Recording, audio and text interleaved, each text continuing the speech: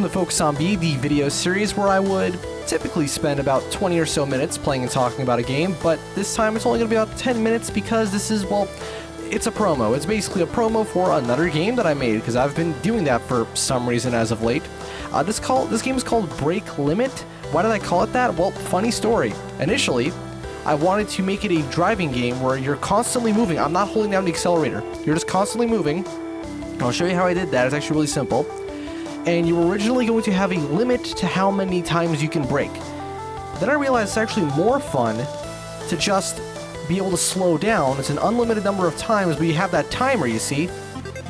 Oh, and I beat. That's what happens when you win, and I think it should load the next level now. Although, okay, the camera is fine for this one. I'm playing this at a different resolution than I normally would, and it's scaling in a weird way where the camera kind of has to... It won't be a problem for you guys. Listen, hopefully it will be. Leave some comments if, like, I gotta make a separate version of the game for different resolutions or tweak some settings. But, you know, I tried it. I set my monitor, because my monitor is 1440p, right? But I set it to 1080, and it still looked correct when I played it that way. So it should be fine. I don't know. Anyway... It's just for recording purposes right now, but regardless of that, this is a different car, as you can see, and it's way faster, and it turns way harder. That doesn't mean that it's going to be proportional, though, because I have another car that I'm not going to show you for this video. I want it to be a surprise. That was fast, damn.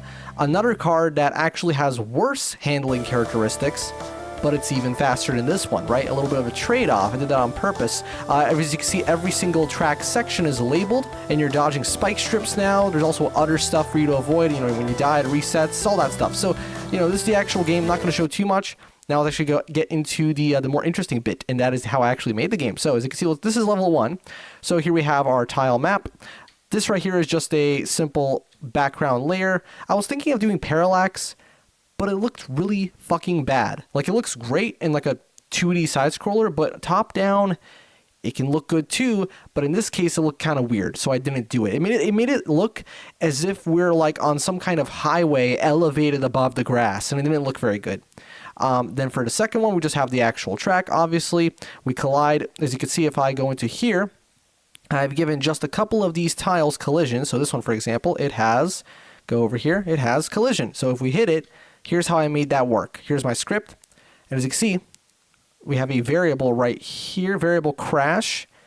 And we just get this, right? Move collide and vector 0. Basically what this means is it knows when it crashes. So if it crashes, right? If it goes right here, if I crash, first it plays the sound effect. Then it resets your laps to 1, this, and this, there it is. That's the can't stop. I don't even know if I could re-implement this as functionality. I'm not sure if it would actually work. At least not while I'm recording. Anyway, then you have our laps, and this is the thing I figured out. Fun fact, for my first game over this, I didn't know about this. So I dead-ass made it so that for every single, like for 1 to 6, those integer values, I actually manually set what the label would show. Now it's just this, obviously. It's simple. Here we have our input, and as you can see right here, the reason why the car is constantly moving, because this is in physics process, and that basically means that for every single frame of the game running, this is happening. It is currently reducing, actually, our Y position. This typically isn't how you do this. You would usually want to use velocity, but for a simple-ass game like this, I'm like, fuck it. Keep it as simple as possible. Then we have variable rotation and left and right, and you can go here. And I also divide it by the turn radius. That means that the higher that number is, the worse the car turns. There it is right here, and it's an exported variable, which means I can go in, and if I wanted to, I can make this car's handling complete garbage too. I'm not going to do that, but I could if I wanted to. Right? What else is interesting here? The lap, yeah. Basically, here we have an area. This is the line, the finish line, which would be over here. This blue line, I don't even know if you can see it, this blue line right here. Every time we cross that, this happens, and it goes like, okay, now he crossed the lap. And if our laps are 4, as in we've already completed 3 laps, we make the thing green, we make the color of the time green, and it goes I1 emit. It emits the signal I1. That's going over here. So when we win, as you can see, this function, it knows, okay, stop the actual music, play the little jingle that I wrote, then play the outro, right? Which probably didn't look right when scale display. It doesn't matter. It's a canvas anyway. Then it waits a little bit and it loads the next level. It's as simple as that. It's actually, it amazes me how Godot makes making video games, which I've always considered probably the most challenging thing a human being can do. I know that's probably not true, but in my head at least, it always just seemed like one of those impossible tasks. It's not, like, whatsoever, right? Then you just go to the next scene. There's probably better ways to do everything I'm doing here, but still, and there's actually not all that much to show that's all that interesting, other than maybe, well, of course, the way that I handle the obstacles. For the stationary obstacles, it's simple. It's just a collision, as in this right here has collision. If I go to the spike strip, as you can see, I have two of them. One is the original one that I made, then a super blurry N64 low-res version. That's the one I actually use, right? And as you can see, there you go. It has collision, so you can hit it and you die. What else? Okay, making sure I haven't misled. This time I made sure to polish up the game before recording this, so you know I'm not going to be finding a bunch of random bugs. Hopefully, I don't know. And then what else? Which one of these? Yes, level 5 has buses. So the way I handle my buses is it's super simple. But for this kind of game, that's all you need. I have a path. This is a path 2D. That's all it's called. Yeah, path 2D. To it, I've added a path follow, which I've called bus follow, and then just a static body. Generally, you'd want to name this something real instead of just leaving it, but whatever. And this is what allows you to crash into it. If I just left it at these two, you wouldn't actually crash. It wouldn't know what to do. You have to use like some kind of body that it can assign that collision to, and it's like, ah, yes, that is what you're hitting. You crashed into that. So there you go. Now, how do I make a move? Simple. I just go into here. You don't necessarily have to make this part of the main script, but I did it this time. Generally, it's actually a better idea. I don't know why I'm actually not doing it this way for my next game, probably because I was thinking, oh, what if I want to have unique behavior? To be fair, I might do that, you know, like for now I only have one enemy for my next game.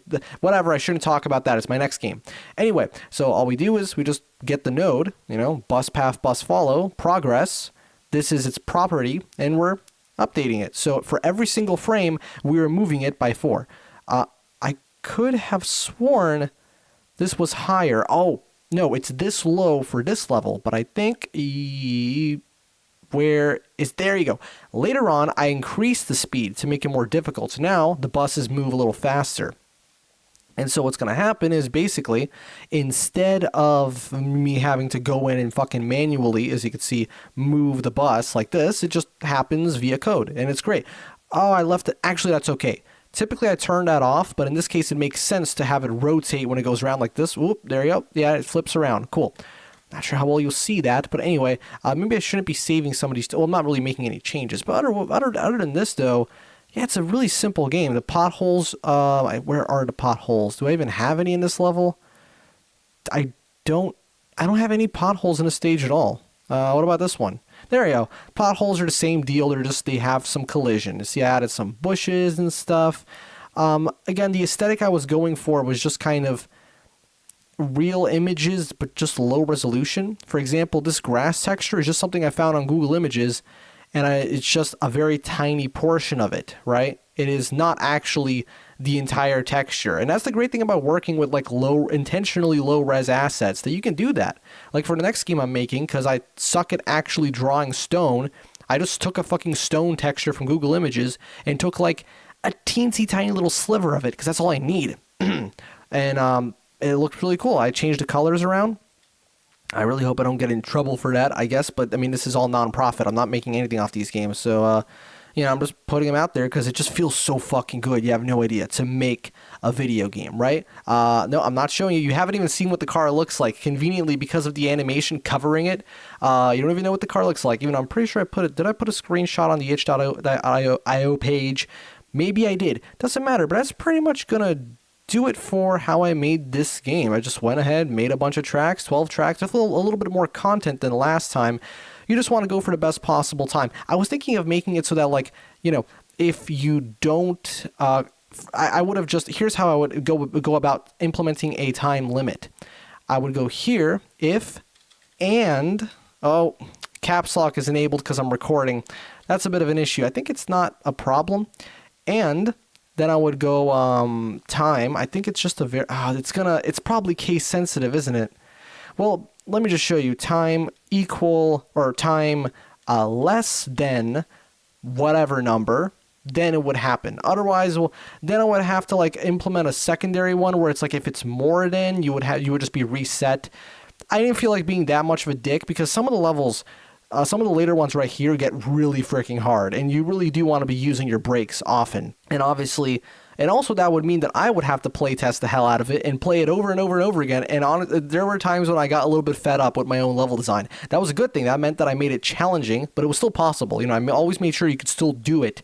And it's always possible, even if you're going slower, like even if you're going at full speed, actually, it's not going to make a difference because it's a multiplier. Basically, the way that I've calculated the rotation and stuff, it basically means that your turning radius is the same no matter how fast you're going relative to how fast you're going. So it's not like you can get an advantage by having the turning radius stay the same with the car's speed going slower, therefore allowing you to basically maneuver more. No, it's basically a slow motion button. That's kind of how I did it. I was even thinking of going like super hot, but no, we're not doing that. But anyway, also this is how I cheekily managed to fix the timer. I basically there's a visible timer, a visible character property. Such a godsend, because basically I can just go, if it's more than 9, make it 2. If it's more than 99, make it free. And if I wanted to have quadruple digits, I would, you know, if more than 999, then you know what I mean. But yeah, that's pretty much how I did it. I really hope you have a good little time playing this game. It's a bit of a time waster. It's all actually a little bit mobile gamey in a way, but no, I'm not releasing this on iOS. I do not consider mobile gaming devices to be, well, phones. Like, I don't, look, you know, we all had that phase when we were like 13 years old and we first got our, well, if you're my generation, that is, and we first got our like rail smartphone with the App Store, and we all played fucking Jelly Jump or whatever the hell, that kind of shit. But anyway, so yeah, this is a bit of an insight into my stupid brain and how I make things. That's going to do it for this episode of Focus on B, the video series where I would typically spend about 20 or so minutes playing a game. And this time I spent a lot, about 10, 12 minutes in this case, actually looking at how I made this game. So yeah, this has been the making of, I guess, Break Limit 2025 PC.